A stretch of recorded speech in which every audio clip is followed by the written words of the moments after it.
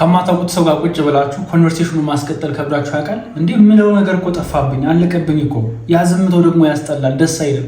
ለምን ተቀመጥኩ ከዚህ ሰው ጋር እንደው ብሄድ ይሻለኛል ብላችሁ የምታውቁ ከሆነ ይሄ ቪዲዮ ለእናንተ ነው። ለማታውቁት ሰዎች አሌክስ እባላለሁ። ስራዬ ምንድነው? እናንተ ሀሳባችሁን በተለያየ ቦታ በተሻለ መንገድ መግለጽ እንድትችሉ አግዛለሁ። ዩቲዩብ ላይ የምትመጡት ንግግራችሁን ለማሻል ከሆነ አሁኑ ቻናሉን ሰብስክራይብ በማድረግ ቤተሰቡ ነው። በዛሬ ቪዲዮ የማስተምራችሁ ከአዳዲስ ሰዎች ጋር ተገናኝታችሁ ኮንቨርሴሽኑን እንደምትፈልጉት ማድረግ እንድትችሉ የሚያግዟችሁን 3 የኮሚኒኬሽን ቲፖችን ይሆናል።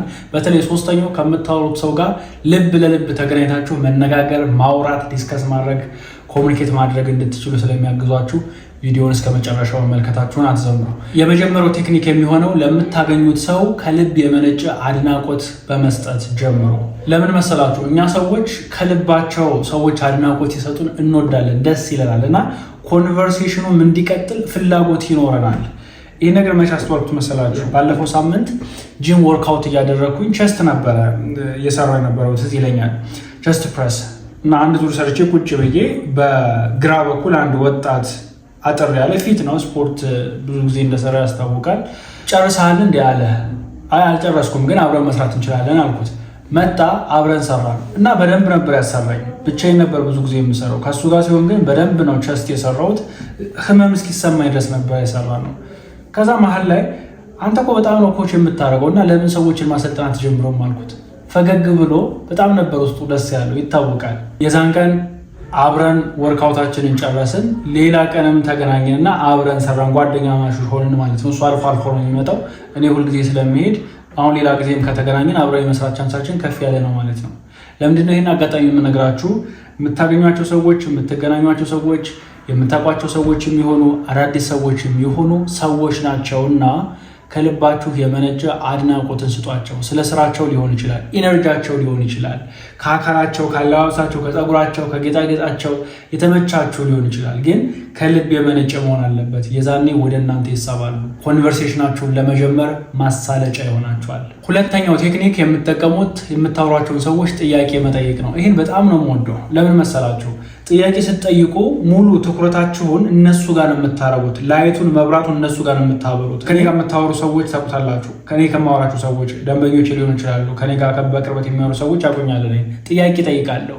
ፍላጎት እነሱ ጋር ይሆናል። ኢንተረስትድ ሆናለሁ እና አሁን ከማላውቀው ሰው ጋር ምን አይነት ጥያቄዎች እንደጠይቅ ካላችሁኝ ፎርድ የሚል ሜቴድ ተጠቀሙ። ፎርድ ማለት ኤፍን ስናያት ፋሚሊ፣ ስለ ቤተሰብ ትጠይቁታላችሁ። ኦ ማለት ኦኩፔሽን ማለት ነው። ሰራተኞች ከሆኑ ስለ ስራቸው ልጠይቋቸው ትችላላችሁ። ተማሪዎች ከሆኑ ደግሞ ስለ ትምህርት ልጠይቋቸው ትችላላችሁ።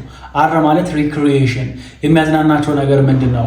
በትርፍ ሰዓታቸው ምን አይነት ነገር መስራት ያስደስታቸዋል? ወርክአውት ማድረግ፣ ስፖርት መስራት ነው? ወክ ማድረግ ነው? ማንበብ፣ ሙዚቃም መስማት ወይ ፊልም ማየት ሊሆን ይችላል። ኤኒቲንግ፣ እሱን ትጠይቋቸዋላችሁ። አራተኛው ዲ ማለት ድሪምስ ወይም ህልማቸው፣ ወደፊት ማሳካት የሚፈልጉት ነገር ምንድን ነው? ከማታውቁት ሰው ጋር እያወራችሁ ለመጀመር ምናልባት ከቤተሰብ ላትጀምሩ ትችላላችሁ። ለምን?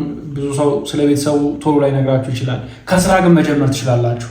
ጥያቄ ስጠይቁ ግን ዋናው ጉዳይ መሆን ያለበት ዝግ የሆኑ ጥያቄዎችን መጠየቅ የለባችሁም። ለምሳሌ ስራ ጥሩ ነው ካላችሁኝ አዎ ጥሩ ነበረ ወይም ደግሞ አይ ጥሩ አልነበረም ነው ልላችሁ የምችለው። ዝግ ነው ማለት ሰፋ አድርጌ እንድመልስላችኋለሁ ብዬ ጠይቃችሁኝ ያላችሁት። ኦፕን ኢንድድ ከሆነ ግን ሰፋ አድርጌ መልስላችኋለሁ። ለምሳሌ አሌክስ ምን አይነት ስራ ላይ የተሰማራኸው ካላችሁኝ አይ ወይም ደግሞ አዎ ብዬ አይደለም መልስላችሁ፣ የተሰማራሁበትን የስራ መስክ እነግራችኋለሁ። ከዛ በኋላ ወደው ነው የምሰሩት ትወደዋለህ ትሉኛላችሁ አይደለ? አዎ ወደዋለሁ ካልኳችሁ ለምን ወደድከው፣ እንዴት ገባ ወደዚህ ስራ ትሉኛላችሁ። ሞር ሰፊ ነው እየሆነ ነው የሚሄደው ማለት ነው። አይ አልወደውም ዝም ብዬ ነው የምሰራው መስራት ስላለብኝ ካልኳችሁ ደግሞ እንደው መስራት ባይኖርብህ ገንዘብ ሁሉ ነገር ቢኖርህ ምን አይነት ስራ ነበረ መስራት የምትፈልገው ትሉኛላችሁ ማለት ነው። ስለዚህ ከአራቱ አንዱን እንኳ በመጠቀም አራቱን ሁሉ ስለ ቤተሰብ፣ ስለ ስራ፣ ስለ መስራት ስለሚፈልጉት ነገር፣ ስለ ግባቸው፣ ስለ ዓላማቸው በሙሉ መጠየቅ አይጠበቅባቸውም። አንዱን መርጣችሁ ስትጠይቋቸው ከምላሻቸውም ሌላ ጥያቄ እየመዘዛችሁ ኮንቨርሴሽኑን ማስፋት ይባላል። ይሄ ኮንቨርሴሽናል ትሬዲንግ ይባላል። ምን ማለት ነው? አንድ ዛፍ ካያችሁት አንዴ ነው የሚወጣው አይደል? ከዛ ብራንች ሰፋ እያደረገ ይሄዳል። እናንተም በአንድ ጥያቄ ጀምራችሁ ከምላሾቻቸው ጥያቄዎችን እያወጣችሁ ሞር እያሰፋችሁት መሄድ ትችላላችሁ። ስለዚህ ከዚህ በኋላ ኖ ሞር እንደዛ እኔ አልችልም፣ እኔ አላወራም፣ እኔ እኮ ጥያቄ መጠየቅ ይከብደኛል፣ ከሰው ጋር ቁጭ ስል ማውራው ነገር ይጠፋብኛል የሚባል ነገር የለም። ሶስተኛውና ከምታወራቸው ሰዎች ጋር ልብ ለልብ እንድትገናኙ የሚያደርጋችሁ ቴክኒክ ደግሞ የእናንተን ፐርሰናል ኤክስፒሪየንስ ማጋራት ነው። አይ ነው ይሄን ስላችሁ እንዴ አሌክስ ቆይ እንዴት ነው ፐርሰናል ኤክስፒሪየንስማ እኮ መደበቅ ነው ያለበት እንዴት ይነገራል ልትሉ ትችላላችሁ። አልገባችሁም። እኔ ጥሩ የሚባሉ ኮሚኒኬተር ያየኋቸው ያስተዋልኳቸው ስቶሪ የሚናገሩ ሰዎች ናቸው። ስቶሪ ስላችሁ ፐርሰናል ኤክስፒሪየንስ ትልቅ ነገር ሳይሆን ትንሽ ነገር በቀን ውስጥ ያጋጠማችሁን አጋጣሚ። ዛሬ ምሳ ሰዓት አካባቢ ጓደኛዬ ደውሎልኝ ነበረ እና ኮንቨርሴሽኑ ከጀመርነው በኋላ ሼር ያደረኩት ጠዋት ከጅም ተመልሼ ቡና ስጠጣ ያጋጠመኝን አጋጣሚ ሼር ያደረኩት። ምን ነበር አጋጣሚው? ሴትዮዋ አስጠበቀችኝ እና እኔ ሰው ሲያስጠብቀኝ ደግሞ ጊዜን በጣም ያባከንኩ እንደሆነ ነው ፊልም አደረገው። እሱም ከኔ ጋር ሪሌት ስለሚያደርግ ማለት ጊዜውን ማባከን የሚወድ ሰው ስላልሆነ ሪሌት አድርጎ ቦግ ብሎ በቃ እንዴት ነው ኮንቨርሴሽኑ ሞር ደስ ብሎት ሲቀጥል እኔ ራሱ ፊል አድርጌዋለሁ። እና ፐርሰናል ኤክስፒሪየንስ ሼር ስታደርጉ እናንተ በተለይ ያስቀድማችሁ ያ ሰው ሞር የራሱን ፐርሰናል ኤክስፒሪየንስ ሼር እንዲያደርግ በር እየከፈታችሁለት ነው። እና ጀስት ዶንት ቢ አፍሬድ ቱ ሼር ዮር ፐርሰናል ኤክስፒሪየንስስ። በጣም ማግኔቲክ እንድትሆኑ ያደርጋችኋል ኮሚኒኬሽን ላይ።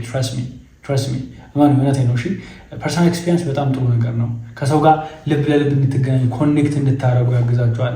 ሰው እንድትሸቱ ያደርጋችኋል። አይ ሆፕ ቪዲዮ ጠቃሚ ሆኖ እንዳገኛችሁት። ከተመቻችሁ ላይክ አድርጉት። መድረክ ላይ ወጣችሁ ሀሳባችሁን የምትገልጹበትን አቅማቸውን ደግሞ ከፍ ማድረግ የምትፈልጉ ከሆነ አሁኑ ቻናሉን ሰብስክራይብ በማድረግ ቤተሰቡ ነው።